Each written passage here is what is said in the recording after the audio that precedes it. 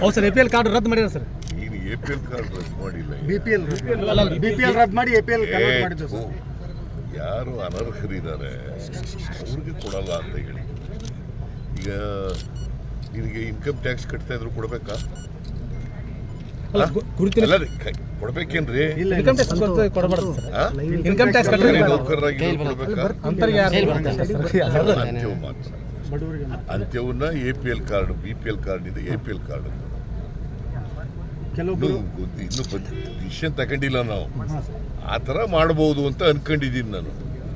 ಇನ್ನು ಫುಡ್ ಡಿಪಾರ್ಟ್ಮೆಂಟಿಂದ ಕ್ಯಾಬಿನೆಟ್ಗೆ ಬಂದಿಲ್ಲ. ನಂಬರ್ 1.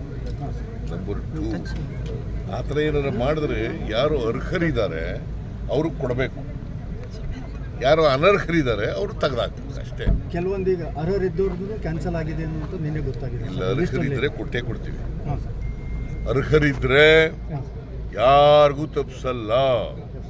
ನಾನು ಭಾಳ ಕಟ್ಟುನಿಟ್ಟಿನ ಇನ್ಸ್ಟ್ರಕ್ಷನ್ಸನ್ನು ಕೊಟ್ಟಿದ್ದೇನೆ ಫುಡ್ ಆ್ಯಂಡ್ ಸಿವಿಲ್ ಸಪ್ಲೈಸ್ ಡಿಪಾರ್ಟ್ಮೆಂಟ್ನವ್ರಿಗೆ.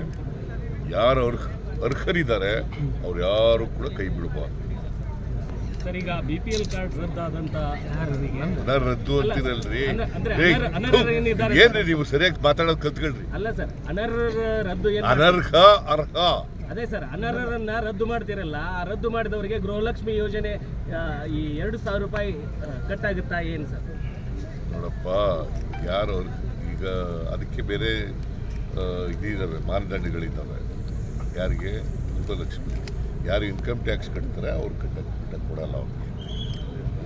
ಇದು ಬೇರೆ, BPL ಕಾರ್ಡ್ಗಳು ಬೇರೆ. BPL ಕಾರ್ಡ್ಗೂ ಅದಕ್ಕೂ ಹೋಲಿಕೆ ಮಾಡಕ್ಕೆ ಗೊತ್ತಾಯ್ತಾ?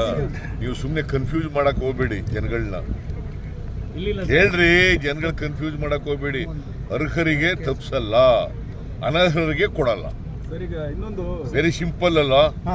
ಅರ್ಹರಿಗೆ ತಪ್ಪಿಸಲ್ಲ, ಅನರ್ಹರಿಗೆ ಕೊಡಬಾರದು ಅನ್ನೋದು ನಮ್ಮ ಉದ್ದೇಶ.